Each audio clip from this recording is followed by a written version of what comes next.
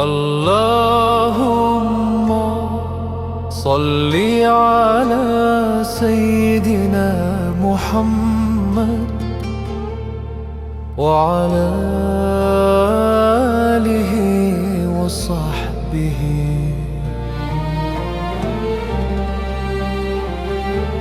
وسلم. انشاءاللہ سفر ہجرت کے دوسرے روز ہم جبال العد کی طرف انشاءاللہ اپنا سفر شروع کریں گے، اور سرور عالم صلی اللہ علیہ وآلہ وسلم کے قیام کی روشنی سے منور راستوں ہجرت کے اس مقدس سفر میں حضور صلی اللہ علیہ وآلہ وسلم اور آپ کے رفیق خاص سیدنا ابو بکر صدیق رضی اللہ تعالی عنہ کے قیام کی خوشبوؤں سے مہکتی وادیوں کی زیارت سے مشرف ہوں گے۔ سیدنا صدیق اکبر رضی اللہ تعالی عنہ کے گھرانے کا ہر فرد اس سفر ہجرت میں رسول اللہ صلی اللہ علیہ وآلہ وسلم کی خدمت میں حاضر رہا۔ سیدہ اسماء بنت ابی بکر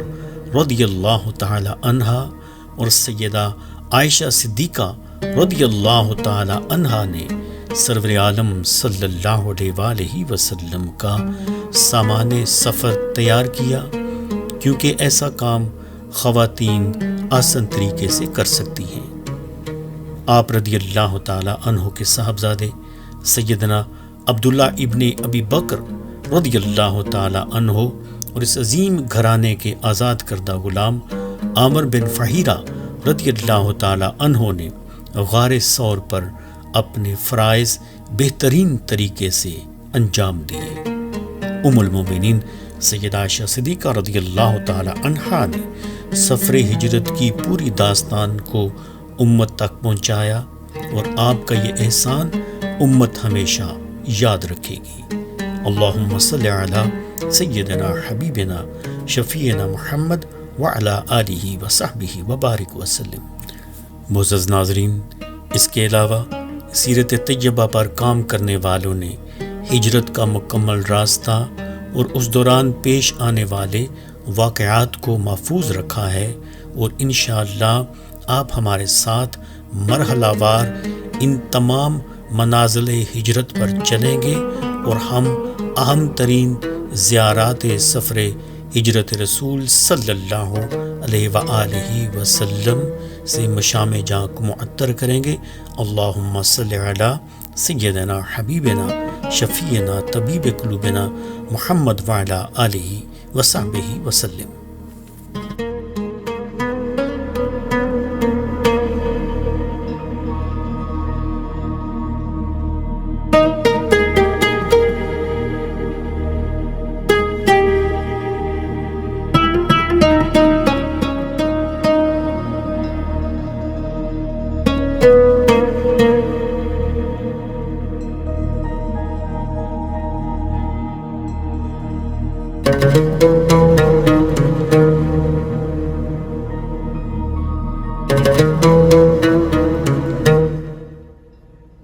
بسم اللہ الرحمن الرحیم۔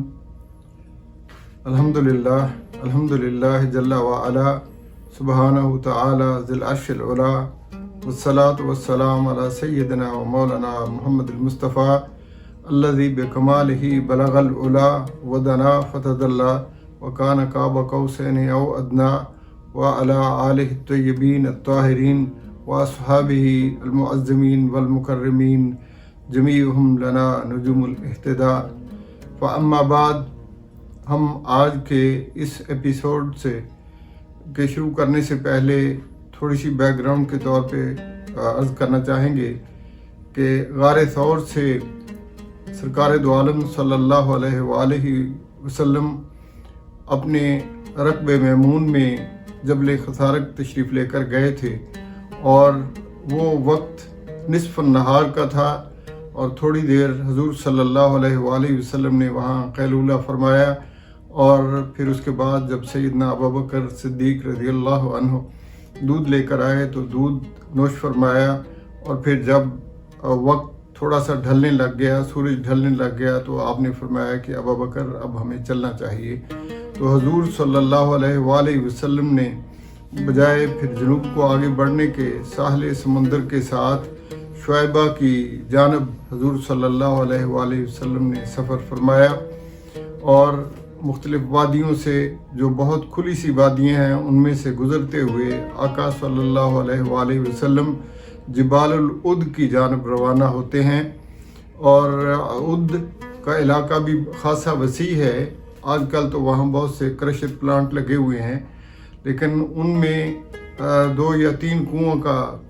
وجود ثابت ہے۔ تو باحثین کی جو کثرت رائے ہے اس کنویں کے اوپر ہم گئے، اور وہاں ہم نے نماز بھی پڑھی، مغرب ہمیں بھی ملی۔ بہت کھلی سی وادی ہے، چھوٹی چھوٹی پہاڑیاں دور میں بکھری ہوئی ہیں، اور وہ سلسلہ جبال العد ہے۔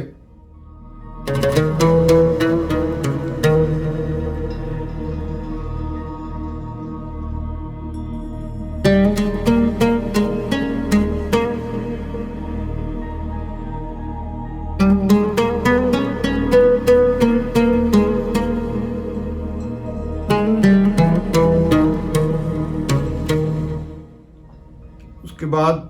حضور صلی اللہ علیہ وآلہ وسلم نے شام وہاں گزاری، اور پھر ہمیں جو معتبر ترین روایت ملتی ہے وہ روایت جو ہے حضرت عبداللہ بن اکرم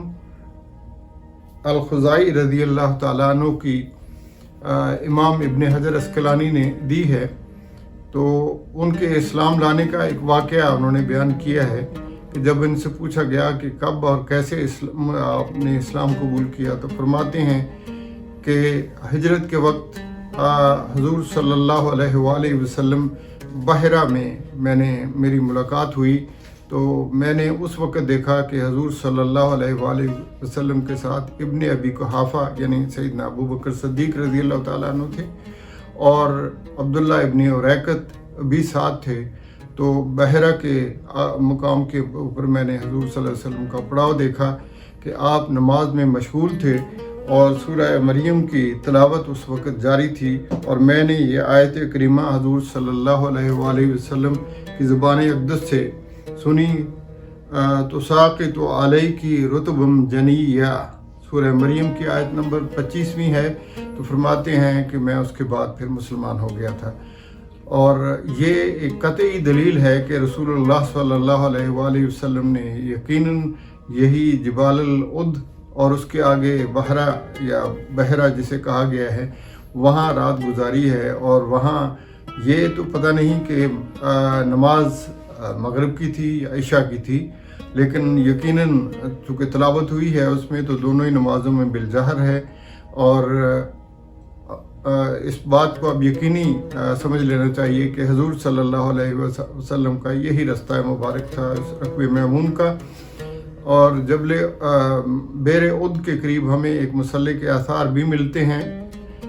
اور اللہ کے کرم سے ہم نے وہاں نماز بھی پڑھی ہے۔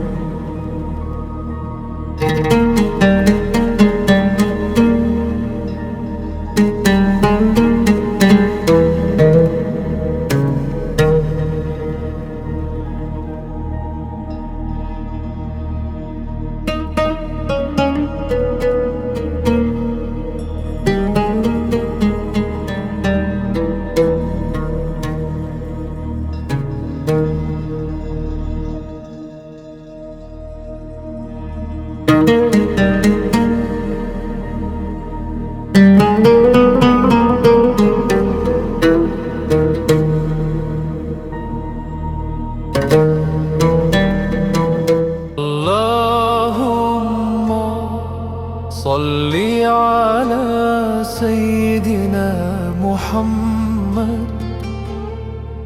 وعلى آله وصحبه